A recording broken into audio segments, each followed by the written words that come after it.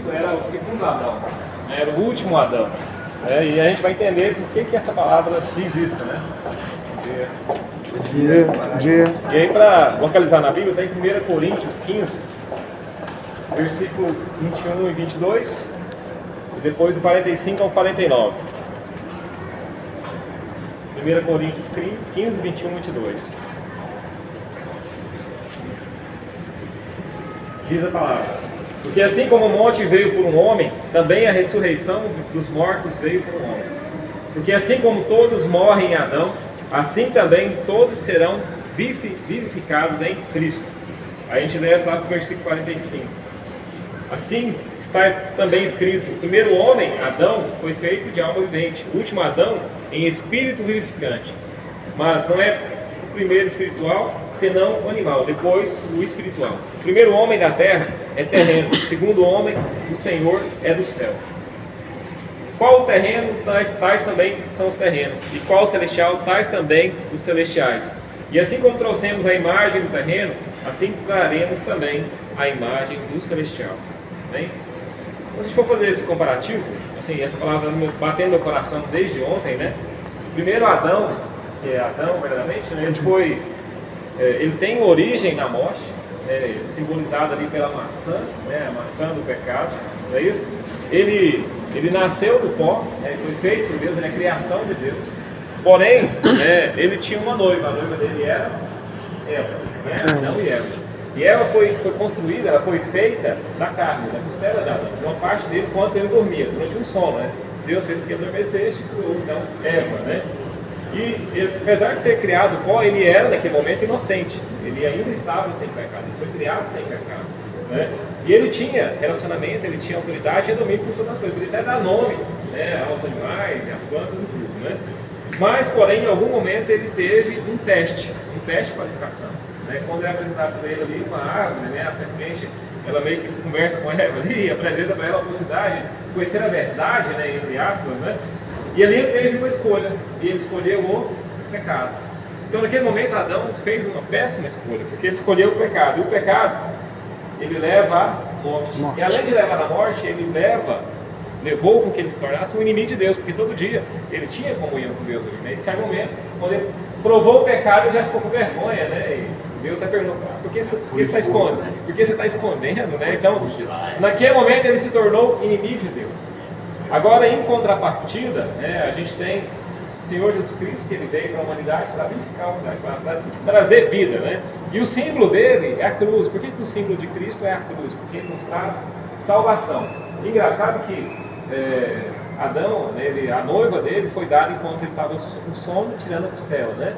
E Cristo, a noiva dele, foi dada quando ele estava na cruz, e ele foi levado ao sono através da morte. E então ele alcançou a noiva, que é a igreja, né? Naquele momento, então, ele conquistou a sua noiva por meio de um grande sacrifício. Uau, hein? O sacrifício de Adão, né, ele permaneceu vivo e teve a escolha do pecado. O sacrifício de Cristo foi a cruz, foi a morte, mas para que nós fôssemos salvos, depois nós fôssemos vivificados, né? Então, em Cristo, nós temos que a noiva é a igreja, que somos nós, né, que o começo dele foi através do Espírito Santo de Deus em Maria, né? Ele foi concebido em Maria, né, através do Espírito Santo de Deus. E lá nós temos que Adão foi concebido da terra do pó, né? Então, uma natureza espiritual que depois leva a uma natureza celestial, né? Quando a gente está em Cristo, né? E a gente percebe que Cristo representa a graça, né? O dom da justiça, né? E aí a gente vê que em Jesus, né, ele veio inocente, né? Ele nasceu inocente só porque ele fez uma escolha. Ele escolheu viver sem pecado. Por mais que ele fosse tentado, que ele fosse levado para o deserto, o inimigo chamasse ele e falasse: tá vendo tudo isso aqui, se você quiser eu te dou. Se você quiser, pula daqui para ver se seu Deus te salva. Ele foi tentado várias vezes, mas ele escolheu viver a palavra, ele escolheu Deus, ele escolheu viver sem pecado, né? E naquele momento que ele escolheu viver sem pecado, ele ganhou uma autoridade e domínio permanente. A autoridade e domínio de Adão, ele terminou o dia que ele escolheu provar do fruto envenenado, né, vamos dizer assim. E a autoridade de Cristo, ela se torna permanente quando ele escolhe a fidelidade, né? Então, por meio de Cristo, nós temos então a nossa justificação, a nossa graça. E Cristo, o segundo Adão, ou o último Adão, ele vem para que a escolha de Adão lá atrás, o pecado, fosse neutralizada. para que se tornasse um verdadeiro herdeiro. Então, quando nós buscamos a Cristo, nós estamos buscando um verdadeiro herdeiro das bênçãos celestiais, né? Agora, eu pergunto, né? A quem nós estamos seguindo? O primeiro Adão ou o segundo Adão? A nossa natureza carnal, pecaminosa, ela é adâmica. Nós não pecamos porque somos pecadores. Nós somos pecadores e por isso pecamos. Porque a nossa natureza carnal, adâmica, ela nos leva ao pecado. Até Paulo, acho que é Paulo que fala, né? Porque a gente vive um sério conflito da mente, né? A gente quer fazer uma coisa, mas não faz porque, né, o espinho até na carne, tudo. Então, a nossa natureza adâmica, né, se não estivermos em Cristo, ela tende, né, ela nos puxa como se fosse o ímã para o pecado. E se a gente for observar a nossa vida, né, e eu digo do ponto de vista de testemunho, né, a primeira parte da minha vida eu estava em Adão, porque eu não conhecia a Cristo, né? E a partir do momento que você faz uma confissão pública, e você batiza, e você busca a palavra de Deus, aí você vive o segundo Adão. E você tem até vergonha do primeiro Adão, falando, pô, mas como que eu tinha coragem de fazer aquilo, né? Enquanto não era, porque você não seguia, você não tinha acesso à verdade, que é a verdade que transforma, né? Então, esse último Adão, que é Cristo, né, ele nos dá um testemunho de que nós temos duas escolhas. Ou nós escolhemos estar com Adão, que leva à morte, que leva ao pecado, leva à falha, porque Adão falhou, né? Ou nós escolhemos estar em Cristo. Em Cristo nós temos a vida, nós temos a ressurreição. A Páscoa que nós comemoramos nesse dia representa isso, né? Ele ressuscitou no terceiro dia, né? Ele padeceu na cruz, e aí esse padecer na cruz, né, demonstra uma fidelidade, sacrifício. E também lá em João 3,16, né, fala que Deus enviou seu único filho, né, como demonstração de amor, para que ele padecesse para nos salvar. Ele entregou o seu único filho para que nós fôssemos salvos. Então foi a maior demonstração de amor que já existe, né? Até vi um dia uma parábolazinha, né, de uma pessoa entregando seu filho à morte, né? Quanto que isso para nós seres humanos é pesado, você entregar seu filho para morrer, né? Mas ele morreu por nós, né, em ato de fidelidade, né? Passa de mim esse caso, mas seja feita por vontade. Desde a nossa concepção nós já temos propósito de vida, né? Só que nós temos o chamado livre-arbítrio.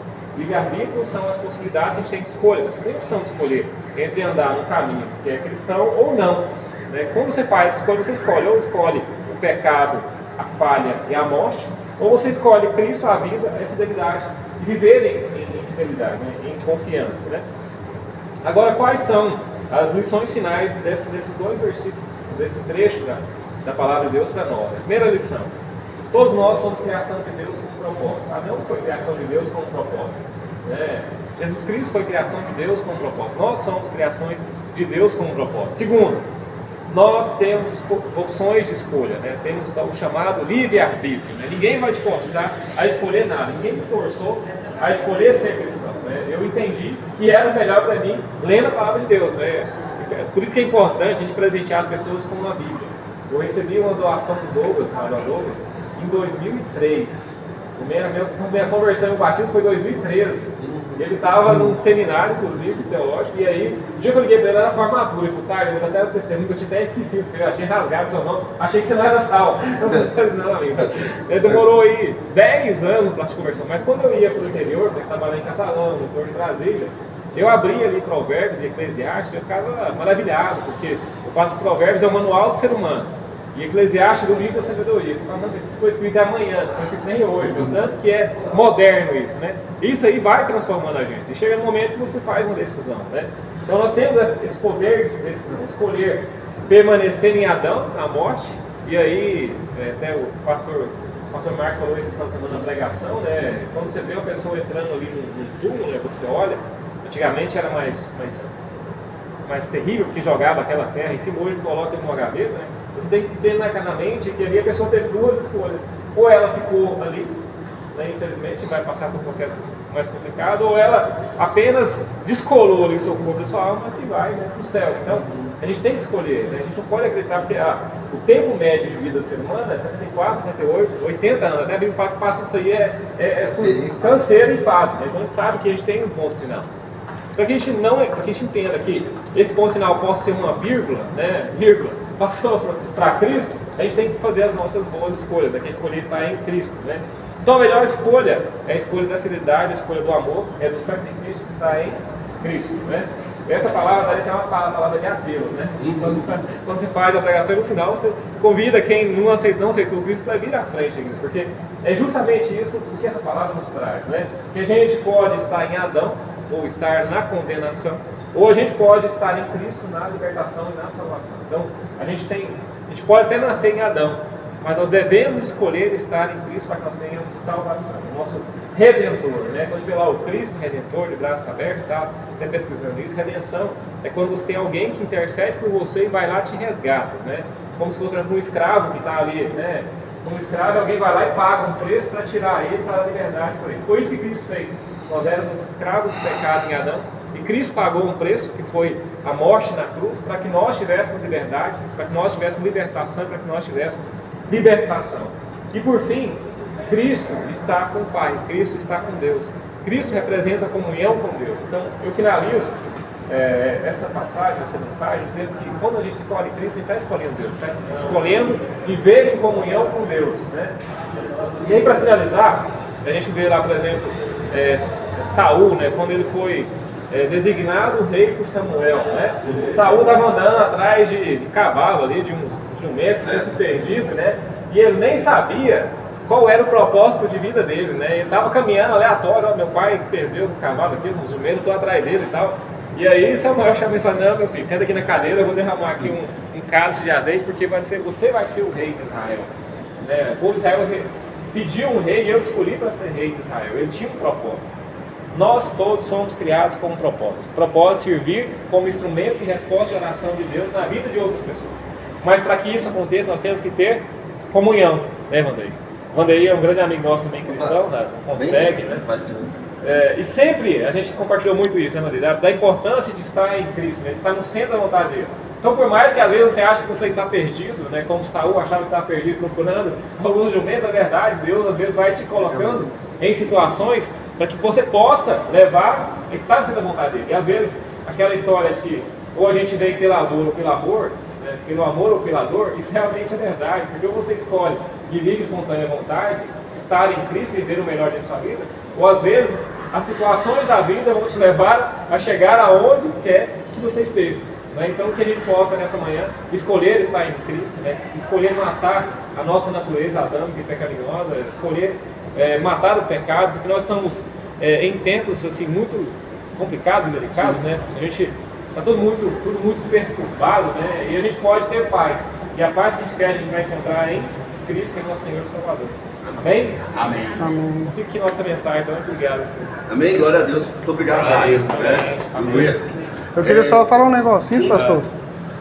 No começo aqui, o amigo falou assim: nossa, mas sumiu todo mundo, né? Aí o senhor foi chegando. Aí o que eu falei? Maior são os que, né, estão do nosso lado.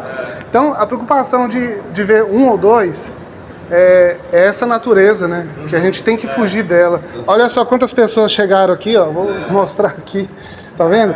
Né? E estava só eu aqui e o seu Benedito. Então, seu Benedito, não se preocupe. Mas é maior o número dos que estão com a gente. Olha aqui. Amém. Glória a Deus. Convida a nossa irmã, WhatsApp Business, procurando para dar uma saudação.